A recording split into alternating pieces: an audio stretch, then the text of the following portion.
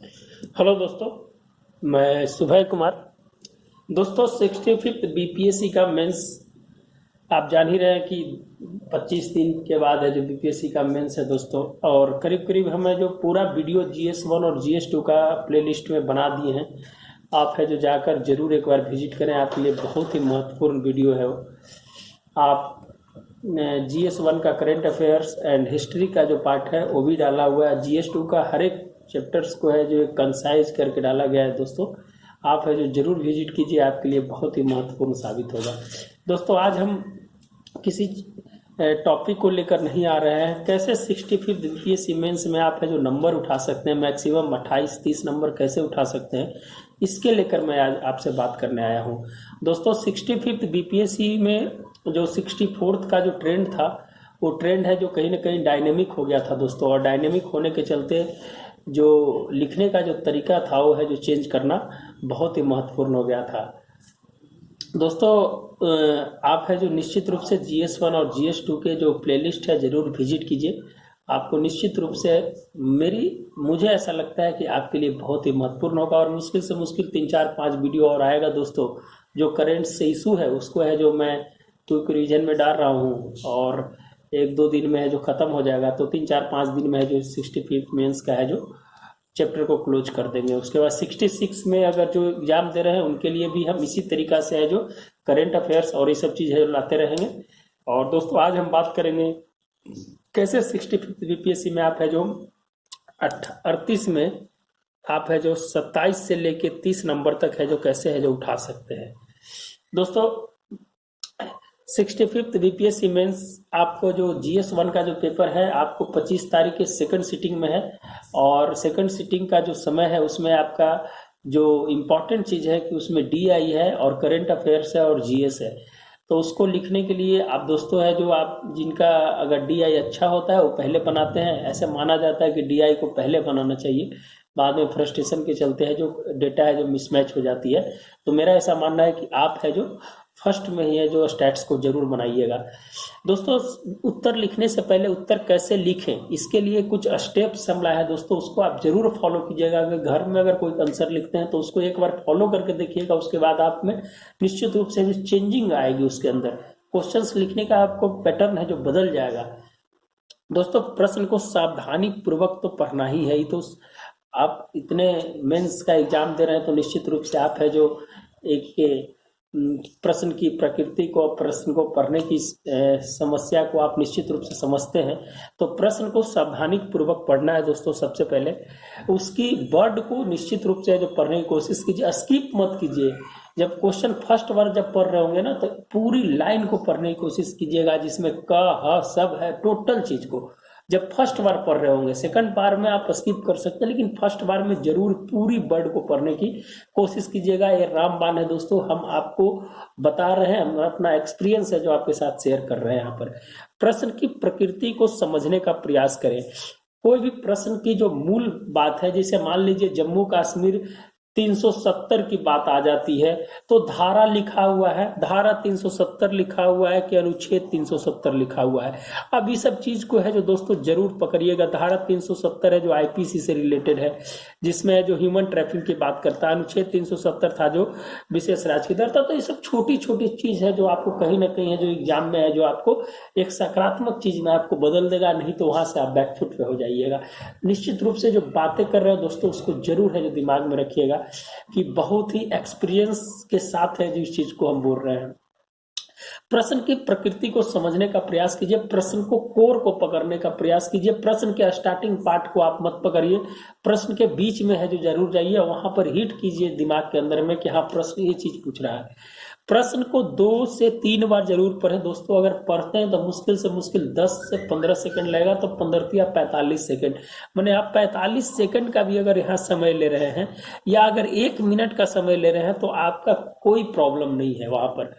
समझ गए दोस्तों। तो प्रश्न को 2 से 3 बार जरूर पढ़ें, और फर्स्ट बार जो पढ़े उसमें पूरी वर्ड को जरूर पढ़ें। प्रश्न के ओवरव्यू को मैप करें।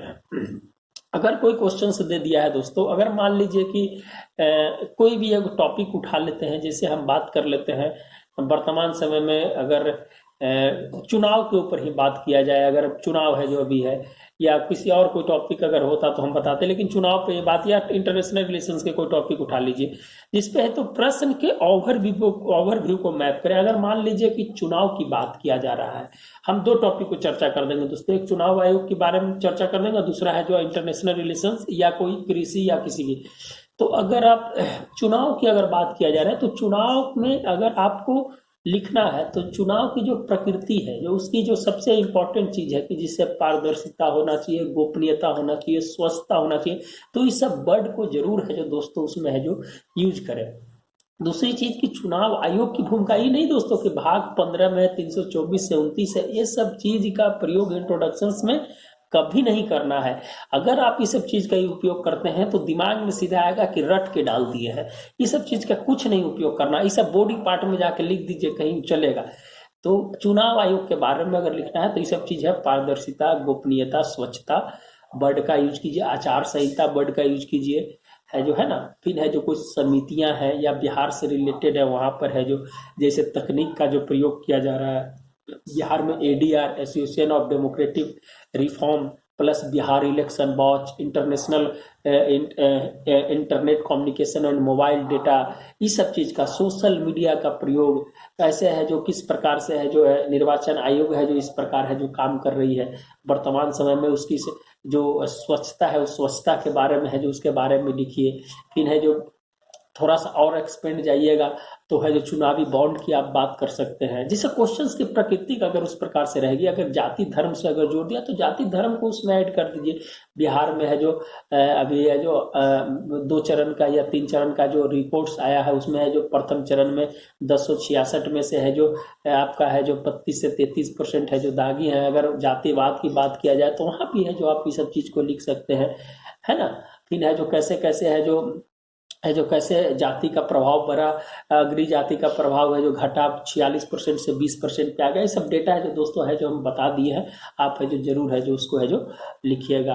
तो ये सब चीज है जो आप उसको जरूर यूज कीजिए। अगर मान लीजिए इंटरनेशनल रिलेशंस की बात किया जाता है, तो इंटरनेशनल रिलेशंस में अभी जानते हैं कि भारत चाइना के बीच में बहुत ज्यादा है, तो भारत चाइना का ओवरव्यू मैपिंग कीजिए दिमाग के अंदर में कि आप है जो चलिए, तो ये नहीं कि पूरा हिस्ट्री 1962 का ही एक पेज में लिख दिए, वैसा नहीं। हमको 1962 का भी यूज करना है तो छोटा सा यूज करना है, और हमको डायरेक्ट है जो जंप कर देना है वर्तमान में, सीधा सीधा है जो 2014 के बाद जो स्थिति है उससे है जो हमें अति करना। बाद की छोटी छोटी चीज को 2014 में जब प्रधानमंत्री मोदी जी है जो 2015 में जब गए थे, तो उन्होंने है जो चाइना को लेकर स्टेटमेंट दिया था, बुद्ध और युद्ध आर्टिकल में है जो आप है जो पढ़ते होंगे, तो ये सब चीजें कि आदमी हमेशा है जो भारत है जो शांति और सद्भाव चाहता है, लेकिन ये नहीं है कि हमेशा है जो बुद्ध की अहिंसा को लेकर ही चले और गांधी जी की अहिंसा को लेकर चले। यहाँ पर है कि अगर युद्ध की भी स्थिति आती है तो भारत है जो उसके लिए निपटने की तैयारी में है। क्या है कि अब नेहरू युग नहीं है, ये मोदी युग है, और मोदी युग है जो प्रैग्मेटिक विदेश नीति पे काम करता है। इस पे है जो इस तरह की बातें है जो कीजिए। कुछ सर्जिकल स्ट्राइक, डिजिटल स्ट्राइक की बात कीजिए, भारत में कैसे है जो उसको आयात पे प्रतिबंध लगाया, कैसे है जो उसको IT एक्ट 2069 ए के अंतर्गत है जो ऐप पे बैन लगाया, WTO और WHO की स्थिति में कैसे है जो बैकफुट पर है जो चाइना को ढकेला। अभी वर्तमान में भारत के साथ है जो अमेरिका का 2+2 है जो वार्ता, जिसमें है जो 4 एग्रीमेंट 16, 18, 20 लेमेवा, फॉर्म कोसा, और ये जो अभी वर्तमान में भी बिका हुआ है। तो इस सब चीज के बारे में कैसे है जो क्वाड एक नई रूप में है जो धारण कर रहा है, सप्लाई चेन बनाने की बात कर रहा है, रसिया और इंडिया का है जो सिल्क रूट की बात कर रहा है, तो कैसे काउंटर करने की कोशिश कर रहा है, आजाद तिब्बत की बात कर रहा है। अभी एक जानते हैं दोस्तों कि स्पेशल फ्रंटियर फोर्स के अगर एक जवान शहीद हो गए थे, तो उसको तिरंगा और तिब्बत का झंडे में लपेट कर उसको कैसे काउंटर करने की कोशिश किया गया। खम्फा विद्रोह अगर किसी प्रकार से अगर नेहरू जी अगर उसमें नकारात्मक स्थिति नहीं दिखाते तो आज तिब्बत आजाद होता। तो ये सब चीज को वहां से पलट के और वर्तमान समय में कैसे SCO की वार्ता में भारत और चीन के जो विदेश मंत्री की 5 पॉइंट बातें हैं, उस बात में क्या क्या था, उस चीज को चर्चा है जो थोड़ा सा करनी है। तो वर्तमान में आर्थिक रूप से जरूर, और है जो रणनीतिक रूप से कैसे है जो भारत है जो साउथ चाइना सी में मल्टी एशिया है जो भारत सोचता है। कभी भी है जो भारत है जो सभी को साथ लेने की बात करता है।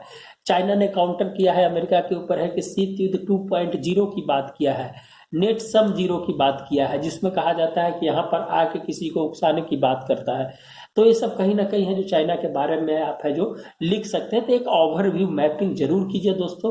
कृषि की बात किया जाए तो कृषि पे है जो आप इसको सीधा नहीं कि डेटा जीडीपी में इतना है, तो आपको पढ़ने के लिए होता है। तो उसके एक नए फ्रेमवर्क के रूप में है जो दिमाग के अंदर सोचिए कि कृषि का 2024-25 में 5 ट्रिलियन इकोनॉमी अगर करना है तो निश्चित रूप से कृषि को 10% है जो वृद्धि दर से इसको है जो बढ़ाना होगा लगातार 5 साल तक। तो ये सब चीज डेटा को दीजिए, है जो नीति आयोग का जो रिपोर्ट्स है उस रिपोर्ट्स को डालने की कोशिश कीजिए, है ना। तो ये सब चीज है जो अभी हम लोग खाद्य आत्मनिर्भर हो गया 2001 से, उसके बाद भी आज हमारे के यहाँ कुपोषण और गरीबी उतना ही है। क्यों है, इसके पीछे कारण क्या है, इस सब चीज को मैपिंग कीजिए। समझ गए। आज कोरोना काल में शिक्षा की स्थिति कहीं ना कहीं है जो लड़कों जो बच्चे हैं उसका है जो शिक्षा का निश्चित रूप से बौद्धिक रूप से कमी आई है। सरकार रिपोर्ट्स तो दिखाती है कि इतना परसेंट है जो हमने है जो एनरोलमेंट किया, इतना परसेंट है जो शिक्षा का अति किया, विस्तार किया।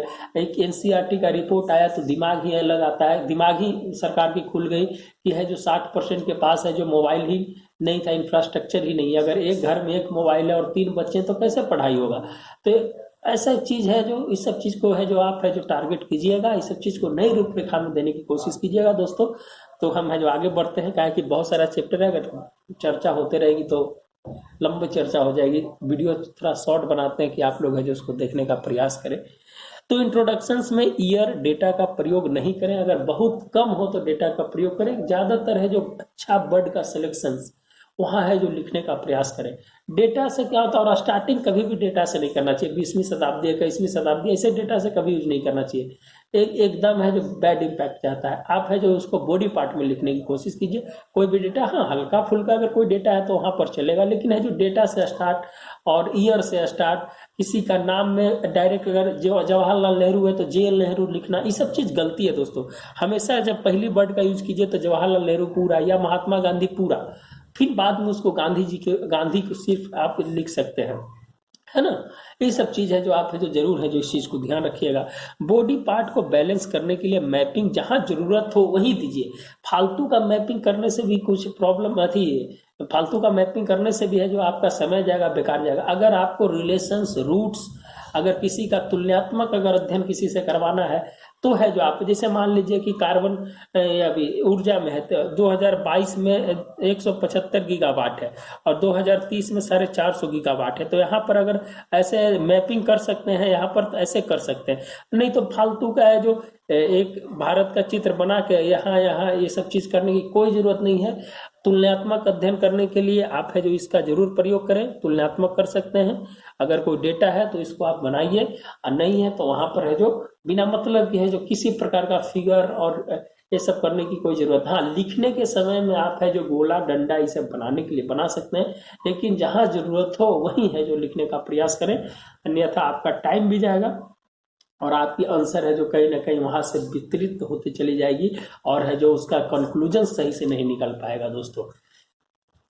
अगर संभव हो दोस्तों तो बीच में क्वेश्चंस को एक बार जरूर पढ़ें। अगर संभव हो, बीच में लिख रहे हैं 2 पेज तक लिख रहे हैं तो एक बार क्वेश्चंस के ऊपर एक बार नजर जरूर मार ले कि हम तो कहीं तो बिखर तो नहीं के जा रहे हैं। बीपीएससी के अंदर में एक ऐसा मैंने ऐसा जहां तक देखा है दोस्तों कि आप है जो 70% तक अगर कंसाइज कर लेते हैं, 30% अगर मान लीजिए कि इधर उधर भटक भी जाते हैं तो कोई फर्क नहीं पड़ता है, लेकिन 70% आपको कंसाइज होना बहुत जरूरी है। तो क्वेश्चंस को दोस्तों एक बार जरूर पढ़ें। जहां तक समझ है एक बार बीच में जरूर क्वेश्चंस को पढ़ें, ताकि है जो आपके भटकाव की गति को कम कर सके हो। आप जिस स्पीड में लिख रहे हैं उस स्पीड में कम कर सके और भटकाव की गति को कम कर सके। 450 से 500 शब्द ही लिखने का प्रयास करें, ज्यादा से ज्यादा 500 वर्ड। है कि बीपीएससी में आपको 500 वर्ड अगर लिखते हैं तो 4 पेज तक है जो चल जाएगा, और 8 क्वेश्चन है तो 8 चौका 32-33 पेज सफिशियंट है दोस्तों। आपके पेज भरने का भी है जो मनोकामना पूरा हो जाएगा और है जो आपको लिखने की इच्छा शक्ति भी पूरी हो जाएगी। तो आप है जो ये दोनों चीज है जरूर करें। समझ गए। डेटा रिपोर्ट्स को अंडरलाइन जरूर करें। अगर कोई डेटा दे रहे हैं तो उसको है जो जरूर है जो अंडरलाइन करें। क्या है कि वहाँ क्या होता है कि एग्जामिनर का डायरेक्ट है जो हिट करता है दिमाग के ऊपर कि हाँ भाई यहाँ ये चीज़ है जो इन्होंने किया। जिससे आप नीति आयोग के बारे में है, नीति आयोग का स्वच्छता रिपोर्ट्स है, तो नीति आयोग का स्वच्छता रिपोर्ट करके आप है जो अंडरलाइन मार दिए। या जैसे MOPI का रिपोर्ट्स है, पॉवर्टी इंडेक्स का रिपोर्ट है, वहाँ पर है जो मार दिए। या आत्मनिर्भर भारत का है, MSME में लिख रहे हैं 3 लाख करोड़ का है, तो वहाँ ऐसे कर दिए। बिहार को कितना मिला तो 3900 करोड़। अगर इसमें थोड़ा डेटा देना तो 11वें स्थान पे है। अब इसके लिए है जो बहुत सारी चीज़ है, जो योजनाएं हैं जो चला रही है, उस योजनाओं के बारे में आप लिख दीजिए। ऊर्जा के बारे में है तो कुसुम योजना, ये सब चीज़ है, तो वहाँ पर है जो कैसे कर दीजिए कि बंजर भूमि में वहाँ पर लगाना है। ऊर्जादाता से अन्नदाता, अन्नदाता से ऊर्जादाता के रूप में है, तो इस सब चीज़ को है जो अंडरलाइन कीजिए। तकनीकी रूप से ई मौसम ऐप या इस चीज़ को यूज करना है तो है। संजीवन ऐप अगर कोरोना काल में है तो उस सब चीज़ को अंडरलाइन कीजिए, है ना। तो ये सब चीज़ कहीं ना कहीं है। जो ई दृष्टि ऐप है बिहार सरकार के करीब करीब है दोस्तों 100 से ज़्यादा ऐप है, जो अगर आपको हम कभी मौका अगर मिलेगा तो हम पूरी ऐप की हम आपको जानकारी दे देंगे। 100 से ऊपर का ऐप है बिहार सरकार के पास। चलिए दोस्तों, अगर मिलते हैं फिर आगे बढ़ते हैं। कंक्लूजन को भविष्यगामी परिवर्तन समायोजन विकास सकारात्मक शब्द का प्रयोग करें। अगर आप कंक्लूजन लिख रहे हैं दोस्तों तो उसमें है जो भविष्यगामी माने वर्ड का परिवर्तन समायोजन विकास सकारात्मक का शब्द का प्रयोग करें, ताकि है जो आपकी जो कंक्लूजन जो पार्ट है आपका 5-6 लाइन वो कहीं ना कहीं सकारात्मक वे में है जो वहाँ दिखाई दे। तो है जो इससे क्या होता है कि एग्जामिनर को मान लीजिए कि अगर आपके आंसर में कम देखा, आपके कॉपी को कम देखा, वो है जो डायरेक्ट आपके 2 पेज के बाद वहां से टिक मार के 2 पाँच। अगर बाद के दिमाग में अगर आपके कंक्लूजन अगर उसको पसंद आ गया तो दोस्तों वही 5 लाइन जो है आपको कहीं ना कहीं है जो आपको 25 से 28 के बीच में है जो लाके खड़ा कर देगा। तो इसीलिए दोस्तों कभी भी अंतिम कड़ी को कमजोर नहीं समझना चाहिए, और अंतिम कड़ी हमेशा है जो मजबूत होना चाहिए, ताकि है जो वहां से पकड़ कर आप BPSC के दरवाजे में पहुंच जाए। समझ गए दोस्तों। तो यही मेरा कहना है कि आपको आंसर लिखने का जो एक फॉर्मेट बनाया है, ये फॉर्मेट आप जरूर एक क्वेश्चंस को लिखने में जरूर फॉलो करें। उसके बाद कमेंट में कहिएगा कि हाँ जो बताया है जो कहीं ना कहीं सकारात्मक रूप से है जो मेरे लिए है जो सही हो रहा है, और इस पे है जो अमल करेंगे। ये एक मेरी एक्सपीरियंस है दोस्तों, हम अपने एक्सपीरियंस के ऊपर है जो हम बनाए हैं। अगर आपको अच्छा लगता है तो निश्चित रूप से सबों के बीच शेयर करें, जो कि 65 BPSC मेंस दे रहे हैं या 66 आने वाला समय में जो देने वाले हैं, वो है जो करीब करीब उनको जरूर ये फायदा करेगा। और ये हम अपनी एक्सपीरियंस के आधार पर आपको बताने की कोशिश की। अगर और इससे अच्छा अगर आपको अगर किसी प्रकार का होगा तो आप उसको फॉलो कीजिएगा। ये एक ओवरव्यू था मेरा। धन्यवाद दोस्तों। अगर किसी प्रकार का अगर कोई और क्वेरी होगा तो आप निश्चित रूप से आप कमेंट बॉक्स में लिखने का प्रयास करेंगे, ताकि हम उसको है जो सॉल्व करने का प्रयास करें। कुछ क्वेश्चंस आए थे दोस्तों, जल जीवन हरियाली सब क्वेश्चंस आया है, उसको मैं बना के रखा हूँ। मैं निश्चित रूप से डालने का प्रयास करूँगा। टाइम की कमी होती है इसीलिए नहीं मिल पाता है टाइम, जितना टाइम मिलता है उसमें आपसे जुड़ने का प्रयास करता हूँ। धन्यवाद दोस्तों, मिलते हैं नए वीडियो के साथ। धन्यवाद।